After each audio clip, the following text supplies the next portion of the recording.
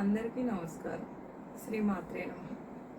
మన ఆనందాన్ని ఆపేది డబ్బులే కాదు, ఇతరుల మాటల భయం. మనిషి జీవితం అతని అలవాట్లతోనే రూపం తీసుకుంటుంది.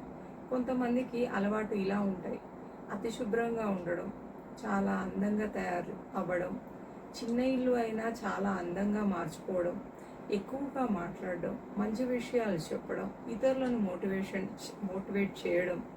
మరికొంతమందికి ఎక్కువగా సంపాదించడం కూడా ఒక అలవాటు. అది వాళ్ళ ప్యాషన్. వాళ్ళ స్టైల్లో వాళ్ళు ఉంటారు. ఉదాహరణకి ఒక చిన్న ఇల్లు అయినా ఎంతో ఆనందంగా అలంకరించుకుంటూ ఉంటారు. చిన్న చిన్న విషయాల్లో ఆనందం పొందుతారు. కానీ మరొక రకం మనుషులు ఉంటారు. ఇది అవసరమా, ఇంత ఖర్చు ఎందుకు, మామూలుగా ఉండలేమా అంటూ వాళ్ళ ఆనందాన్ని ప్రశ్నిస్తారు. అక్కడి అసలు విషయం ఏమిటంటే, వాళ్లకు అది ఖర్చులా కనిపిస్తుంది, కానీ లోపల అది ఈర్ష్య.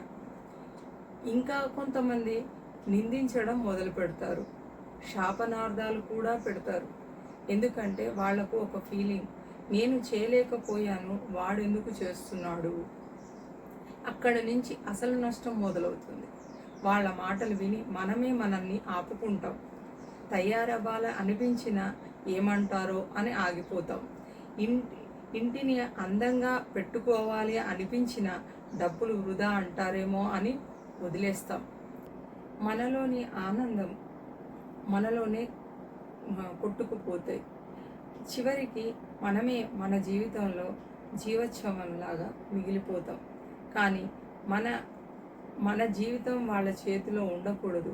మన ఆనందం, మన ఇష్టం, మన హద్దుల్లో మనం ఉండాలి, కంట్రోల్లో ఉండాలి. కానీ భయం ఉండకూడదు. ఎందుకంటే మనకు ఆనందం ఇచ్చేది ఏదైతే ఉందో అది మనం చేసుకుంటూనే జీవితం ఉంటుంది.